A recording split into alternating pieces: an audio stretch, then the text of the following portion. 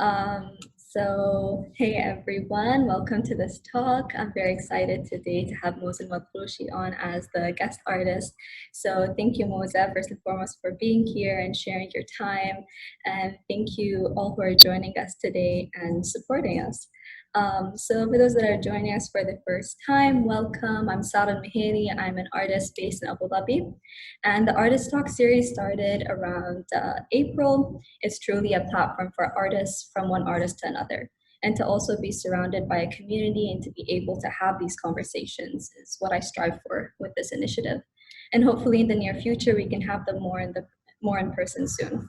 The Artist Talks platform is a place to inspire, and speaking from experience, to be inspired through those that have been on the talks and beyond. It's to engage in conversations, to ask questions, and I just want to thank everyone again from the support I've been getting from the beginning, and hopefully these conversations continue beyond the digital space as well. And as always, if you have any feedback or would like to get in touch, please feel free to reach out to me and message me on Instagram. So we're going to start with Moza sharing her screen, and she has a presentation of a few projects she'll be storytelling us about. And then we're going to have a brief studio visit with her, and then followed by a Q&A and hopefully just a natural conversation. And as Moza mentioned, feel free to unmute your mic during that segment. And if you're uncomfortable, there is the chat box, as always, for any comments or pressing questions. So without further ado, it's my pleasure to introduce our artist today. Moza Almatrooshi is a Sharjah-based conceptual artist. Having recently obtained an MFA from Slade School of Fine Art in London, UK, and Almatrooshi's practice is currently placed within the study of erased mythology from the Arabian Peninsula and correlates it to the present political climate. Within this lens, the exploration of those themes are materialized in performances, moving image, and audio media and text-based work. The latest culminations of the work has been a performance in the Victoria and Albert Museum in London, a residency in Townhouse Gallery in Cairo, and moving image productions to be broadcast to the BBC and displayed in the second edition of the Lahore Biennale. From cooking to magical realism, Moza intertwines her used elements as frames, translations, and alternative truths to the subjects she speaks about. Not only does she push their limits, but grounds them through their fluid works. It becomes an interesting conversation, one you want to be a part of, one where her works don't just become about storytelling, but the work itself becomes one through the stories around it. So, Moza, if you'd like to share your screen. Goodness, what a generous intro, Sarah. Okay, I'm going to share my screen now.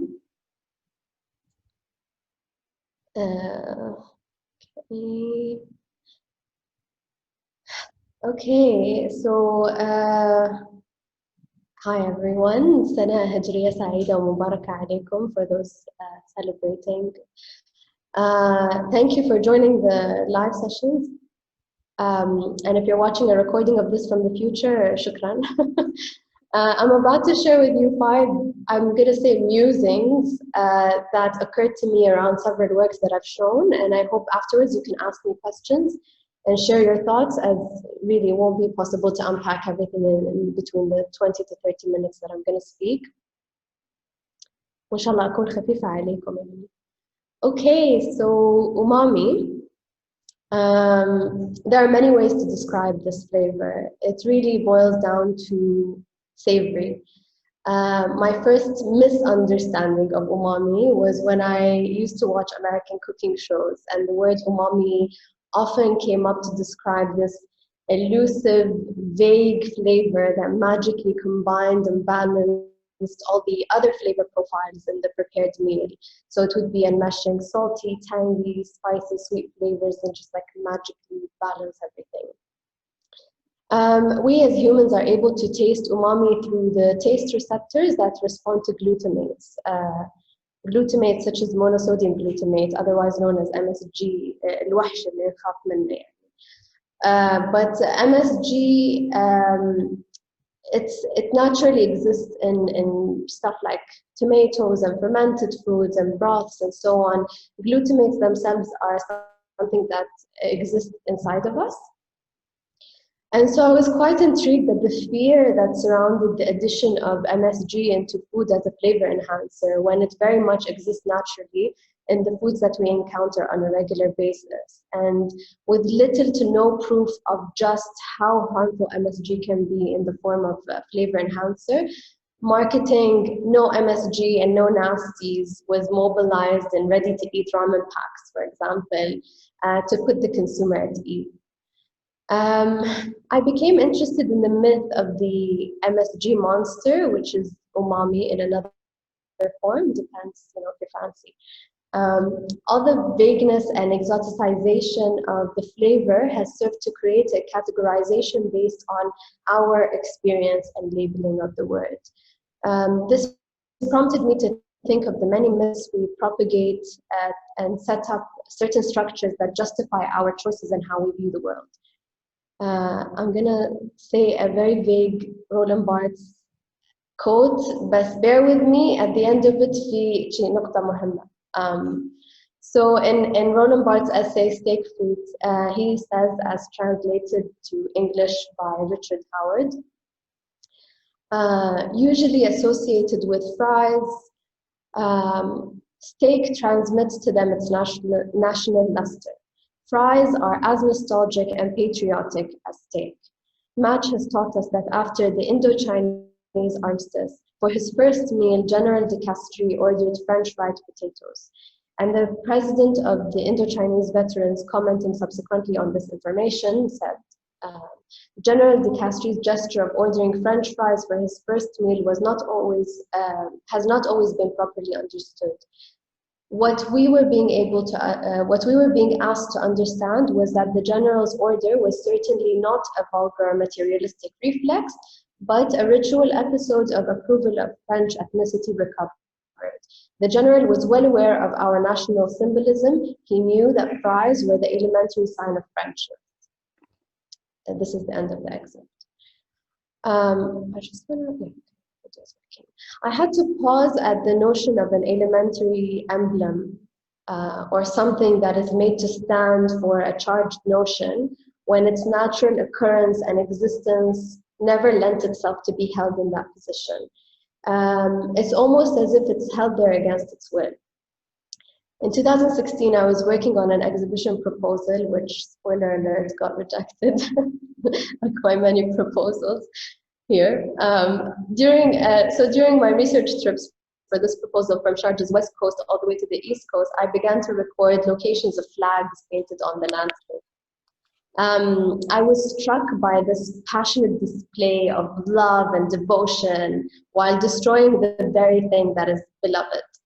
The paints used did not seem to be temporary and were actually quite destructive of the landscape. And this made me question the slow violence of irreversibility. Can sugar go back to its bleached form after being burnt? Can tea return to its original color after the addition of milk? Can bread turn back into batter? More often than not, this poses an impossibility, something that cannot return, something that cannot be fixed. I find that at worst it is normalized, unalarming and not threatening, and happens without demanding a pause to reflect on the implications of its new state. It is accepted and even ignored as a violence. This video was part of a series called Irreversible Acts, which I consider at the time that it was shown as a failure in a sense because of how it was exhibited. I'm not going to get into that so much right now, but if you want to ask me about my failures in the Q&A, I'll be more than happy to tell you all about them. So I'll just let the video play a little bit before I move on.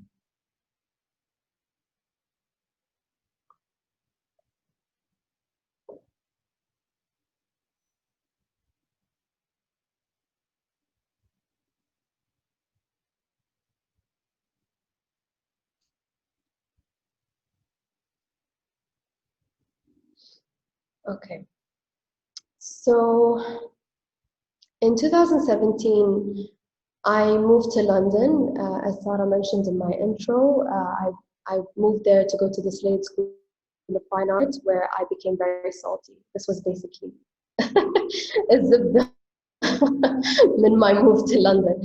I got swept away with identity politics that were using a different list of vocab than I was used to, to categorize me and everyone else who wasn't white in school and outside of school, of course. The worst is that I've crumbled underneath it. I watered myself down to drops, and akhasha evaporated that.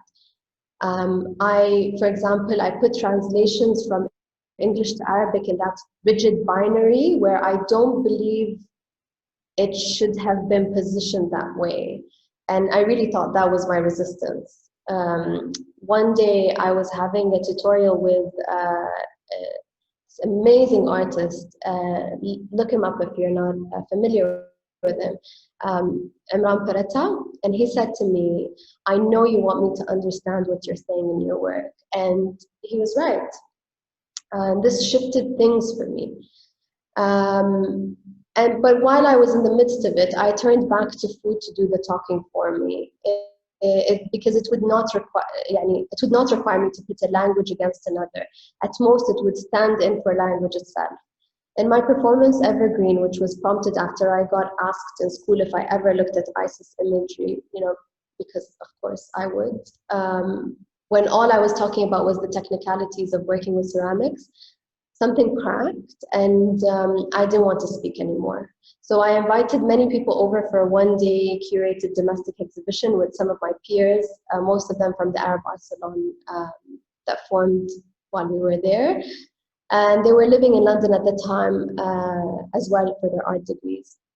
So for the performance, I peeled and cut pomegranates for the guests and served it to them on either a complete plate or a plate with a hole in it. And I gave them either too much or too little, and I said nothing at all.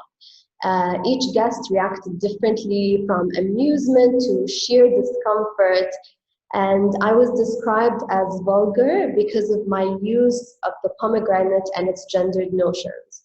Whereas I chose to work with it because I thought, or I believed at the time, it's a quite universal type of food in terms of its historically imbued connotations and symbolism, and it didn't necessarily belong to a specific geography. But there I was, a female presenting human, laboring over a messy fruit that squirted all over the place, and I wiped it on my clothes. So I was assumed to be vulgar and erotic and concerned with domestic labor, which of course I am, but I did neither to encourage or discourage these reactions and chose to reflect on the choices I made by displaying these gestures and actions. To be honest, I still don't know what my resistance looks like.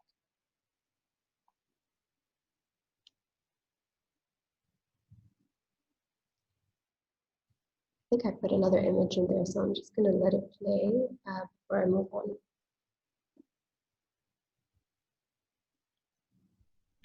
Moza, it's not playing, it's just an image. Is that correct? Yeah. It's an image, but so there's going to be another image after it. I don't want to fast forward it too much.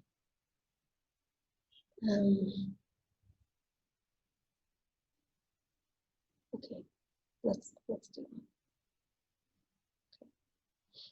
it. Okay. So what were the set of words and let me see if it's playing. Okay. What were the set of words and vocab lists that we used to identify with? And by we, I mean people residing in the UAE. Tribalism, along with classism, racism, sexism, transphobia, and homophobia, present a varied set of constructed modes of identification. And when you're forced into a category and then have all your tools of expression stripped away so as not to threaten the myth of collective living, it makes the consideration of the safety and censorship constraints that need to be dealt with a little bit sticky. So codes build another form of language that aid in navigating how we can share our existence and not just talk about our existence or express it, actually just live it, exist. I have not identified those codes, but I tried in my film To Whom the Sun May Be of Concern. I chose to work in the format of a fable of a queen bee that was ousted from her own hive for no longer being able to lay any more eggs, which has some truth in the behaviors, unfortunately. And so the exiled queen goes to die in the desert, but finds a coin that has an inscription that says, "Long live the queen," and journeys with the help of other animals to find this lost queen. I just want to put out a disclaimer that the coin in the story does exist. And the inscription on it does say, "Long live the queen" in Arabian Aramaic, but how the archaeological center, which is in possession of the coin, decided to go about the story of the coin and misgender the most probable theories around this coin is what prompted this work. Basically, they said to me, it doesn't matter that there was a possible queendom in the settlement they've dug up. Yani queendom, kingdom, shulfan, you know. So during filming, I used one of the most democratic tools to record my footage other than a smartphone, which was the hand camera. And that enabled me to enter museum spaces and film in public without causing alarm while trying to achieve a certain type of image quality that I was going after. The locations were a park, a museum, and a bee hotel, which is bizarre. But what interested me in those spaces was the simulation of normalcy and nature, in the case of the park, trying to pose as a wooded area. And the park has these imported animals, such as the squirrel that was imported from North America and was so aggressive that it killed off all the local squirrels. And the swans there being part of royal property and presented some severe consequences for those who would harm them. And that didn't seem to be aligned with how people who were living on the streets or people who were trying to seek asylum were looked at and cared for. And this made me think of Jean Baudrillard's work on simulation and simulacra. And I pulled this very, it's a good summary, but it's from Wikipedia. I just thought it was good though. I wasn't about to read you another quote. This is a good summary. I'll read it now. Simulation, Baudrillard claims, is the current stage of simulacra. All is composed of references with no reference, a hyper-reality. Baudrillard argues that this is part of a historical progression. In the Renaissance, the dominant simulacrum was in the form of the counterfeit, where people or objects appear to stand for a real referent that does not exist. For instance, royalty, nobility, holiness, etc. With the Industrial Revolution, the dominant simulacrum becomes the product, which can be propagated on an endless production line. In current times, the dominant simulacrum is the model, which by its nature already stands for endless reproducibility and is itself already reproduced. So before, during, and definitely after the film, the same question still haunts me. What non-existent referent are we standing in for that abuses our right to live out our lives explicitly? I was often told when I tried to use the notion of silence as a loud volume instead of an absence, that my silence will not protect me. And I always found that to be an unfair statement because that is precisely why many of us are safe where we are.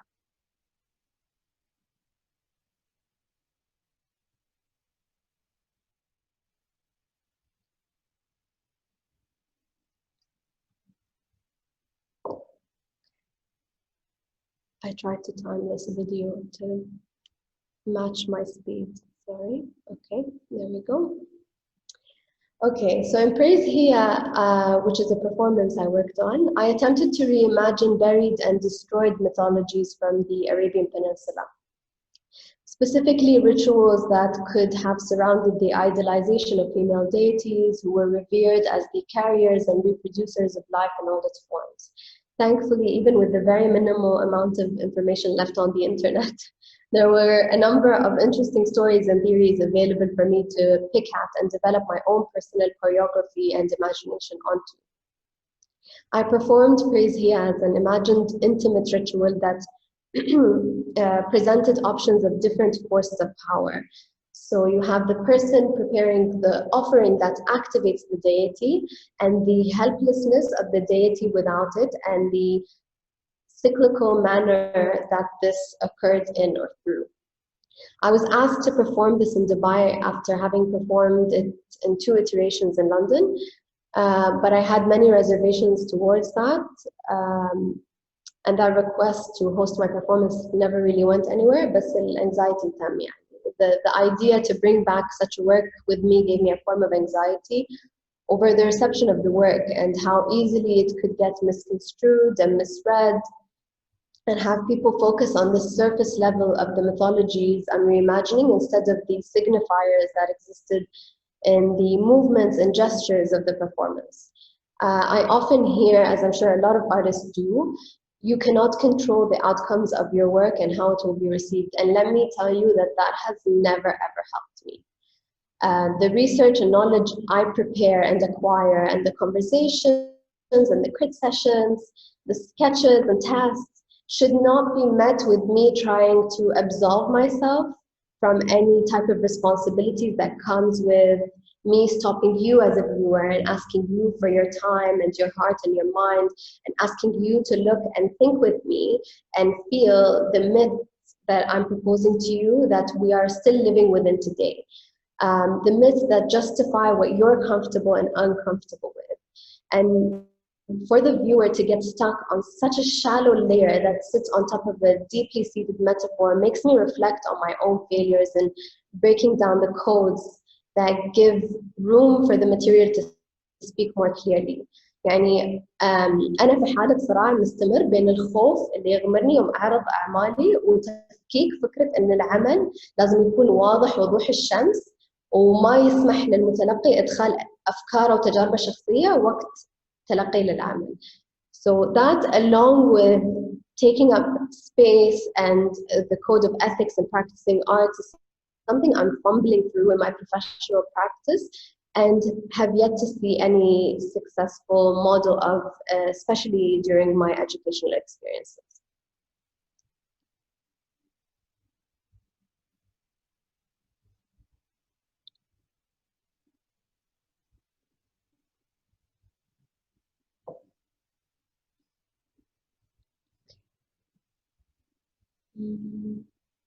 قربنا نخلص, so bear with me.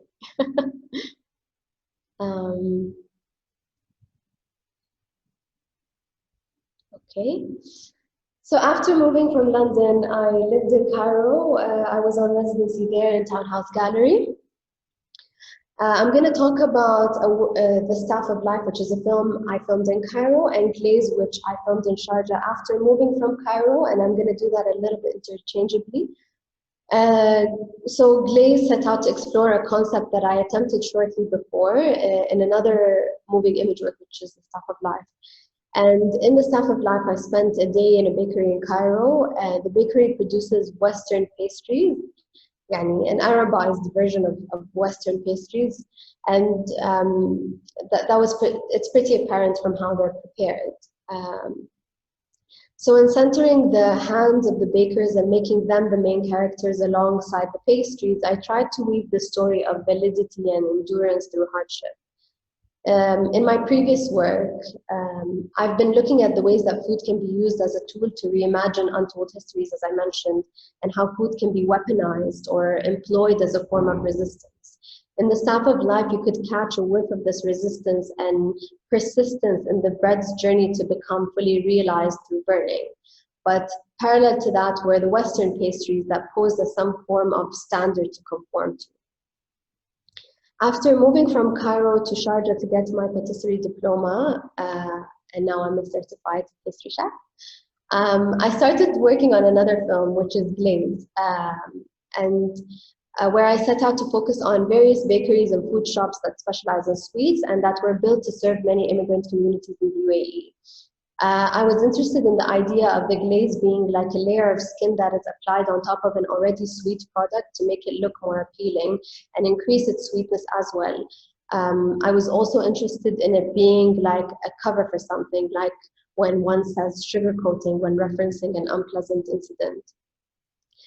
Getting into the kitchens of these shops and bakeries was not an easy task, which is understandable and expected because although in central Sharjah the communities aren't necessarily split into zones, there's still a divide how communities interact with one another, and certain aesthetics and price points reflect who is welcome in many public arenas and who isn't.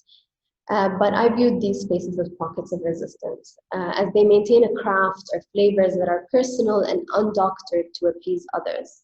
When I entered these spaces, which were male-dominated, there was a blurriness of the power structure that informed our interactions, for many reasons, but also there was one of me being in the position of a consumer who could report anything that I felt was out of place or unhygienic and so on. We didn't have a lot of time to reconcile these tensions, even though I had a production team who liaised with the managers beforehand for approval and project briefing. And prior to that, I attempted to work with a team of consultants who share similar backgrounds and languages with most of the locations we were filming in, which were largely comprised of people of South Asian heritage. But our schedules clashed, and the extremely short timeline to produce the work only took the consultation work so far, unfortunately.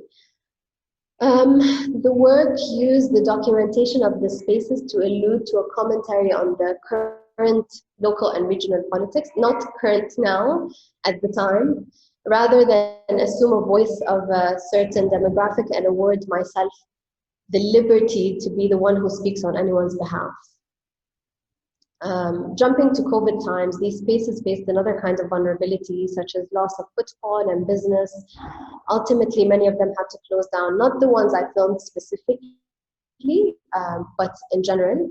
And this was despite plans of action that were orchestrated to keep them operational, which, shout out to Frying Pan Adventures for doing an amazing job at trying to keep a lot of these businesses afloat.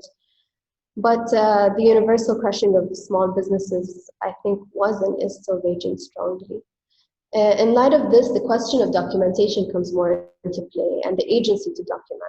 In many of these spaces, the managers allowed me to only speak to them out of fear of what their junior staff would say or would reveal, and I had to respect that, but the barriers between us kept us from having a much more raw interaction. And so I have documented light stories and imagery of the spaces and the choreography of the processes that happen in them, which is amazing. And that's still valid, I think, because looking back, this might be part of the minimal evidence collected in memory of a space that we may never have prioritized in the past to begin with.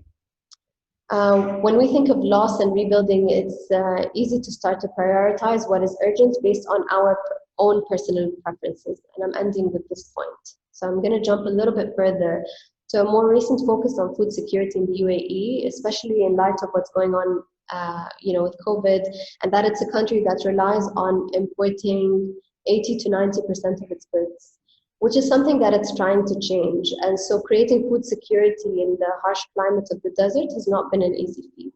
But what was interesting to me is among the list of produce that they're starting to farm is quinoa and kale. And I'm not a huge fan, but they're great. Aside from that, this initiative claims to have the farmer's best interest at heart, which is separate to the matter, and honestly, I did not look into that so much. There's a focus to grow certain produce all year round, and the question that begs to be asked, who is the main consumer of produce such as kale, and who are we prioritizing through our habits and interactions with food and eating, which ultimately aids in these habits' survival or destruction? And I'd like to weave these strands and thread that line of thought all the way from questioning what we grow, what we buy, where we eat, how we cook, into also questioning how much work are we or aren't we putting in that maintains this collective community portrait that looks like a hierarchical pyramid of like who's most and least important, because it's looking like a pyramid from where I stand, and there's a lot of myths about pyramids. And thank you for listening. Thank you, Moza. And a question that I usually end with is like, what are you up to now? What are you working on now? But I'm gonna ask you that currently, since I know that you just like moved into a new studio, you're setting up your space, and congratulations on becoming a chef as well. So would you like to take us around like your studio virtually, whatever it is, and maybe share Sure. of like what that space means to you? What are your hopes for it to be with those that are joining us today? Okay, so it's not the I think it's not the best situation to show the studio now, but I'll do it anyway because تحمست على الفكرة واتسارع. But before I kind of like give everyone a headache by carrying my laptop around, I just wanted to say that you know I'm really happy that studio culture is something that's kind of like picking up here, and I think there's a lot of obstacles still, but I think creating the space where the artist is able to take matters into their own hands instead of waiting for kind of like institutional validation or like opportunity to create talks and workshops or have people come to the studio and kind of create this brave space of sharing. And you know, it's also like quite a privileged thing for me to be able to have this studio and to be able to kind of like host people, but that hasn't happened yet because you know we're still living in a pandemic.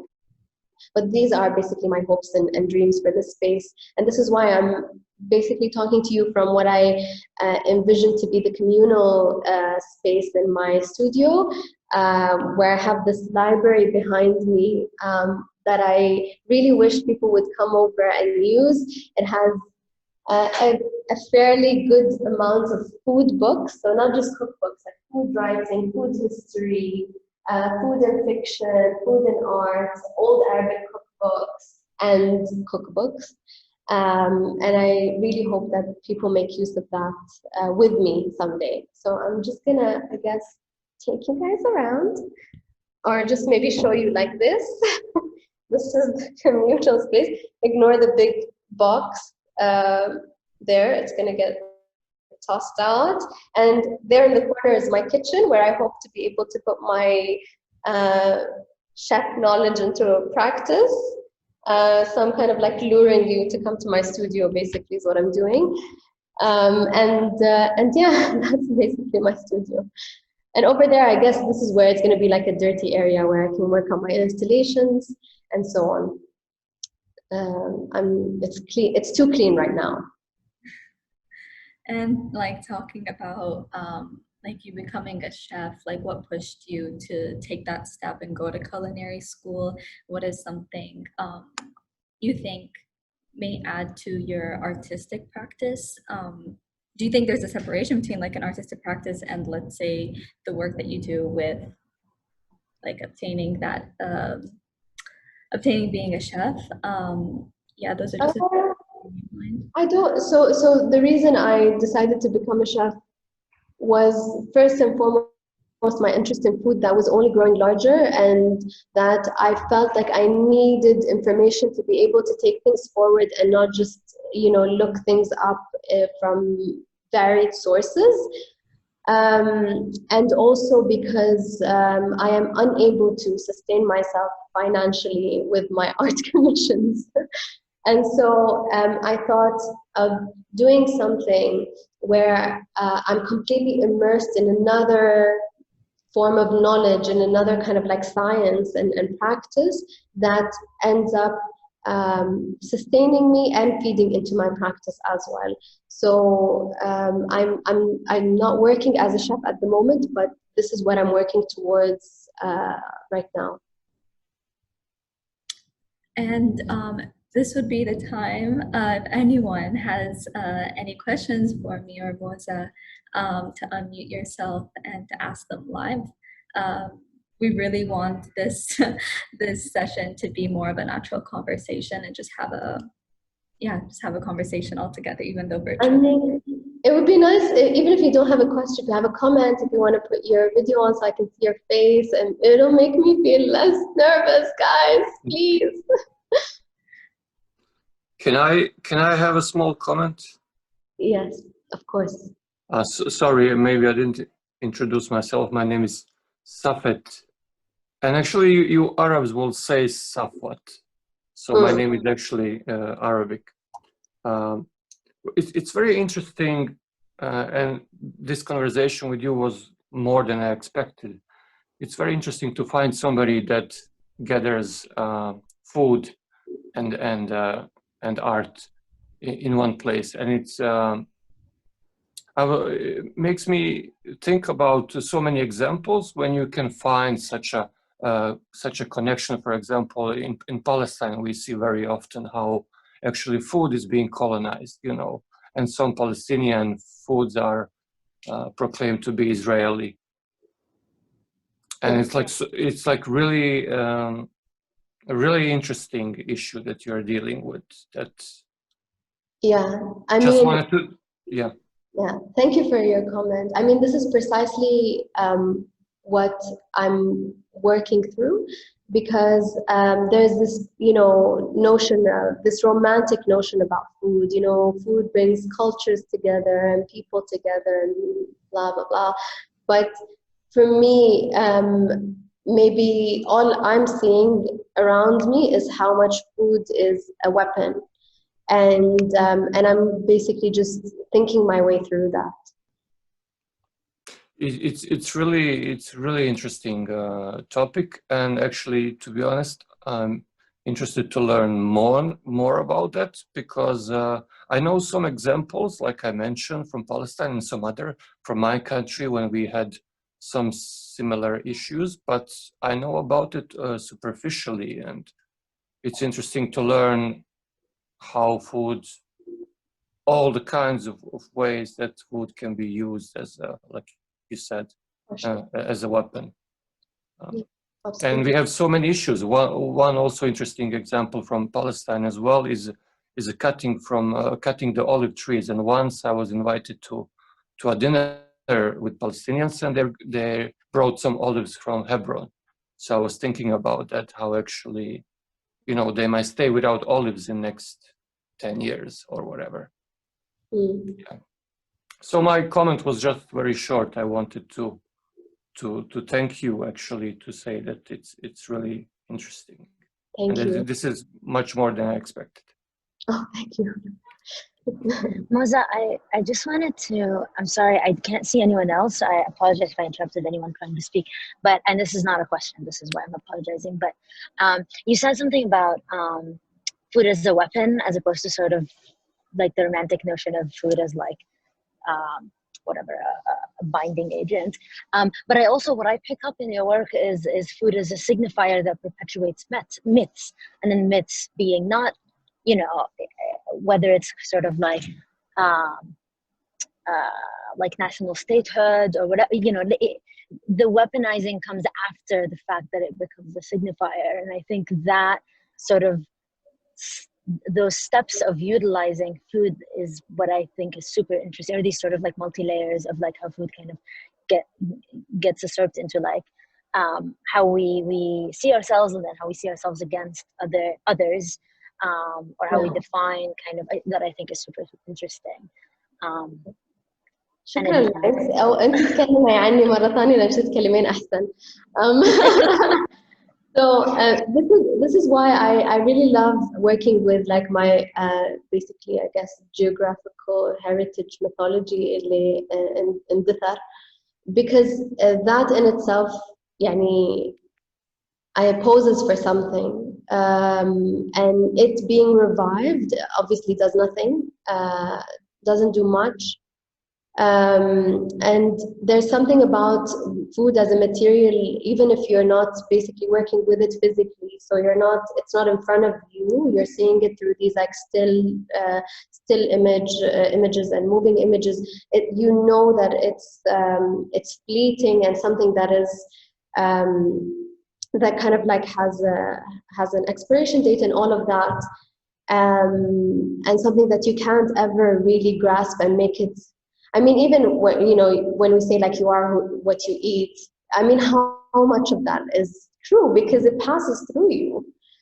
I've got more questions than I've got answers.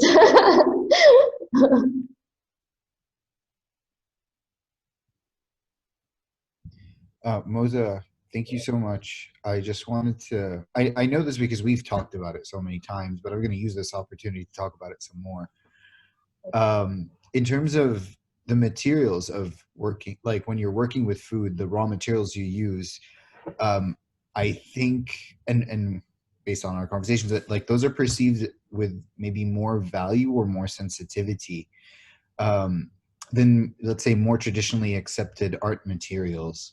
So, and I'm not speaking about this in terms of how other artists view it, but more like a general population. So, like, you know, when you're a kid and your mom's like, no, you shouldn't throw away food, and then you kind of carry this with you your whole way, but no one tells you not to throw away paint. I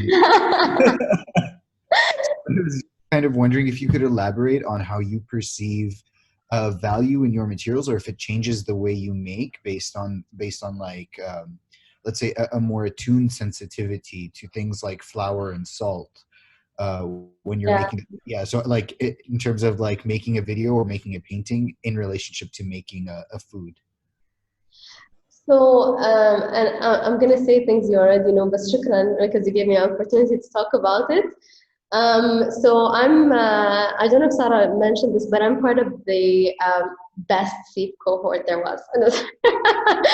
So when I was in the Sheikha Salama Emerging Artist Fellowship, otherwise known as thief, I'm very embarrassingly stumbled upon the truth that I was producing work because I was mourning. And so everything that I was using was something that will die. Something that will die, it has an expiration date, it decays, and even if it was already dead, I would try to heal it in this kind of like, I guess, obsession about like bringing back some form of life, or trying to take care of something, or watching something, like being present in the presence of something that is dying. And I think for a while I thought working with earth material was gonna do it for me, but then I started to get scared with working with landscapes, because I would go into a landscape and I would question so much, how much am I allowed to intervene, and how much am I allowed to take away, and to basically create a violence in this space for my own gain. And I think once I moved away from working with earth material in that way and turned to food, I think it was the same idea of like, I didn't battle it so much. I think food was able to carry me in a way where the earth material was literally and figuratively heavier for me to kind of like just carry along. فما أعرف if I'm answering your question, but I feel like I don't know if it's like this guilt I always carry about like working with anything, like that I'm supposed to question myself million marra before I use it, of like how, what's the best way that this can be used where its life is given value before it dies, because I know it's going to die. I know it's going to go away. I know it's going to go to waste and perish. And that, I think that's why. Thank you. شكرا عظيم. Oh no, I started off an argument في الشات. Okay, كلكم حلوين و كلكم حلوين لا تزعلون. بس احنا كنا بلاتنم is all I'm saying. انتوا حلوين بس. Wow. Sarah's never gonna invite me again. I'm gonna dissolve the SIF conversation with a question. Okay. Thank you for the frying pan shout out, and obviously it's been such a pleasure to talk to you and hopefully collaborate some more. I wanted to ask a little bit about what you were saying earlier about this idea of silence being a purpose in some of your work, and the gestures, you were hoping that those gestures مثلا of the pomegranate would would somehow take over and deliver the right kind of messages. But I wanted to bring up the project that you've also been working on during COVID, which is Attempting Abla Nazila, where you purposely use language and conversation and actually explaining to deliver the key messages, but you almost do it in a way that's performative as well. So I'm just wondering if you feel like you found a balance between the storytelling and the performance of foods, and where you are with that. I think the day I find the balance and kind of like have my answers laid out is the day I stop being an artist. I think the challenges in finding these, I don't want to say answers, but maybe solutions is what's keeping this practice going. And yes, thank you for mentioning Attempting Abla Nazira. And Attempting Abla Nazira, I think, started out with us really trying to push. So Marwa bin Halim, my project partner, and we started this online platform to cook live on Instagram, going through Abla Nazira, or she's fondly known as Abla Nazira, but her name is Nazira Nicholas. She has all these cookbooks, and I want to say starting from the 1940s in Egypt, and we were trying to cook through the recipes that she had that were clearly labeled for working women. And we're trying to question, like, why did these recipes exist at that time? What did that mean? And I think, so we've slowed down the project. We've paused it right now because we want to focus on certain research topics, but it's precisely because of the silence. It's because there have been many kind of like recurring incidents, تراكمات هالسنة الصراحة كانت فظيعة, and we found ourselves really frightened to really explicitly share our positionality in what we think about anything. And like the assault cases that were happening in Egypt, and the Black Lives Matter movement, and everything that was going on around us and away from us, we would freeze and feel scared about how much can we say, أولاً without seeming performative, and ثانياً how much knowledge do we have to be able to speak. So we basically paused, ordered books, the necessary books, listened to the necessary podcasts, and we're trying to educate ourselves as much as we can. And I'm going to shift a little bit to when I was back in London. I did a performance called The Silence Protest, where it was just words playing behind me while I sat there and not speaking again. And I think it's very hard to imagine, when you see examples of protests that are very clear in what their goals are, and they're vocalizing these things really clearly, and then what happens to people who vocalize things elsewhere that don't live in places that have freedom of expression. And I really battle, I'm battling through this because, because of recent events as well.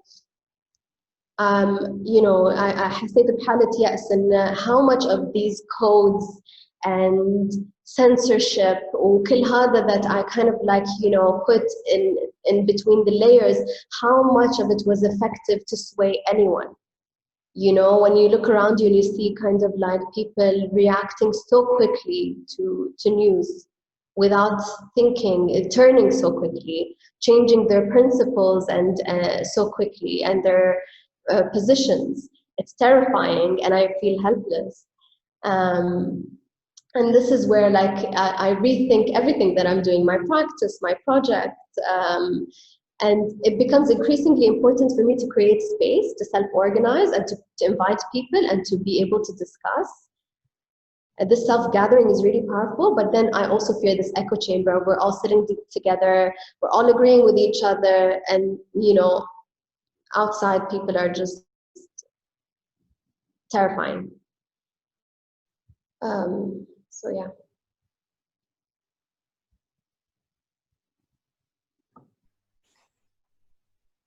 If anyone has other questions, feel free to unmute your mic.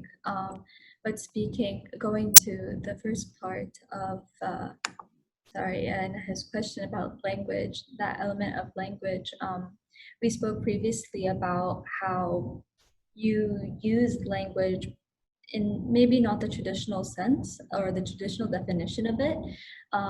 So could you talk a bit more on like language and your practice, possibly language as sound? Do you ever feel like you're creating a new language in your work? You also talked about code and translation. So if you could just touch a bit upon that. I mentioned to Sarah before that in my last two films, when I worked with the sound designers, we were trying to think of sound as the extra language. So if there are several languages, the sound also acts as a language. So we're reinterpreting sounds of like certain machines that are like churning ice cream or whatever the movement that are happening in these spaces that I was filming. And I don't think that was, I mean, I ended up with amazing soundtracks, but I don't think we've achieved this kind of like really distinct idea of this being a language that kind of is on par with the spoken languages. You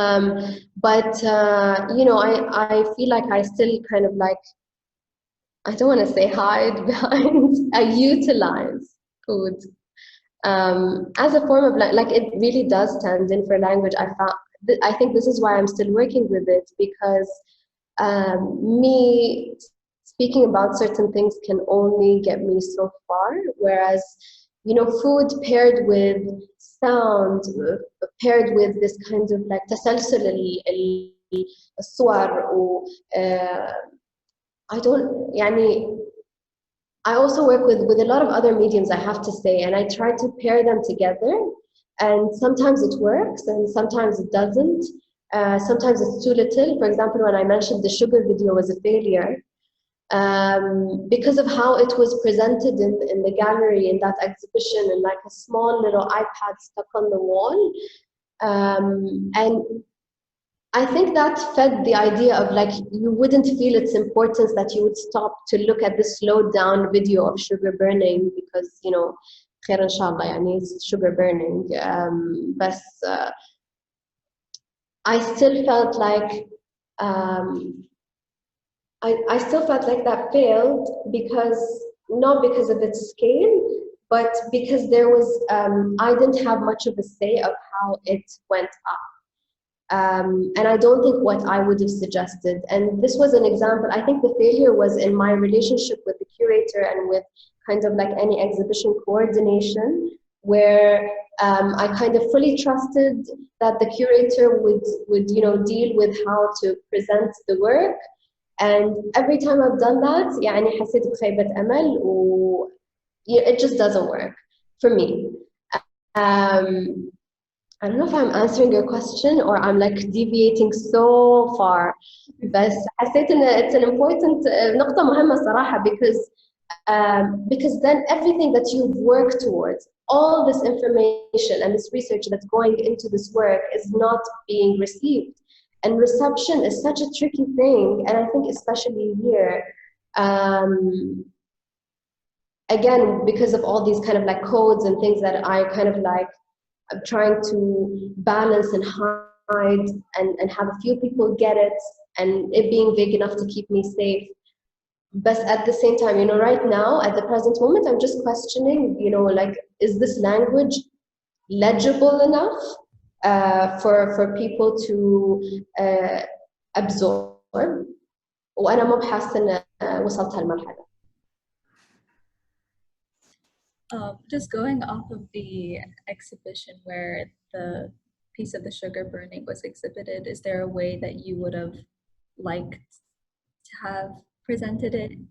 Like, of course, it should have been live. You should have been smelling the sugar burning. The scent would have been such a powerful tool to make you pause, like it's uncomfortable. It's something that is so, or maybe pleasant. Maybe the sugar caramelizes instead of burning. and it could differ from time to time. Obviously, I can't be in every exhibition that I show in. That's a whole other thing. But this kind of like naivety, I would say, that I started my professional practice with, really taught me like how important it is to, as much as I can, be present in where I'm showing, and to have more than one element to kind of like support the work. Definitely, and I 100% agree with you on that. Not only like present, but to have a stance on something and to see it through. Sometimes that doesn't always go your way, but as long as you have that opinion pushed forward, I feel is really important. Yeah, for sure. Well, we are getting to the end of the session. It is almost 8. I think we can take one more question if anyone has one. I have a question.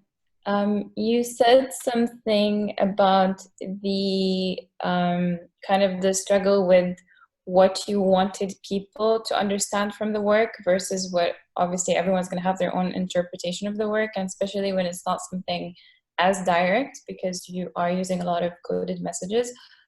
So I'm just kind of wondering, like, if you have something more to say on this, which also relates to what you were saying about the sugar. I feel like, again, this is what I'm working towards, is and my solution to this first was like, oh, I'm just not going to live here. I'm going to produce my work elsewhere, and I've done it before, and it's been received very well, and people just get it and don't get like offended off the bat. And I don't have to censor my statements when I'm presenting them to, like, through my proposals. You know, and then COVID happened and shattered my dreams. And I, you know, I had to make being here work. And I think, you know, with everything that's happening, I also see the necessity of having someone voice out as much as they can through what they do. You know, whether it's art or otherwise, but as a cultural practitioner at this very moment, I feel the helplessness of like, exactly how much can I share? Exactly how much can I? And maybe a friend of mine told me, well, make work, just don't ever show it. Yeah, and you keep it, and then, you know, someone's gonna go through your studio one day after you're long gone, and gonna go like, oh wow, she was she was ahead of her time or something. But I want to live to see the day. I want to live to see the day where I can show work, you know, as is. And I think, and this is why I said in my talk, I really invite the viewer to think with me, yani, to pause with me and to think with me. And I really value conversations, and I really value questioning. You know, as much as I said the collective living seems to be a myth, بس في نفس الوقت يعني أنا مو بعايشة فرد بروحي. يعني I really I've really benefited from being a part of groups and being a part of, like, you know, safe circles, and being able to kind of like test things with people, and not, you know, lock myself away in the studio and kind of like do things and then kind of like emerge with this work that no one has ever heard of or seen, or we never talked about it. So I think this is how I'm working through it, to be honest.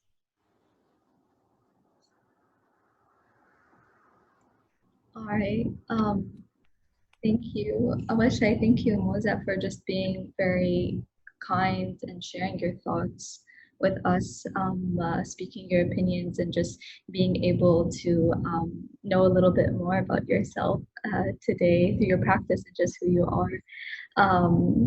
So yeah, thank you everyone for joining. I'm gonna put in the chat Moza's details, her email, her Instagram, and her website if you're interested. But that concludes our session today.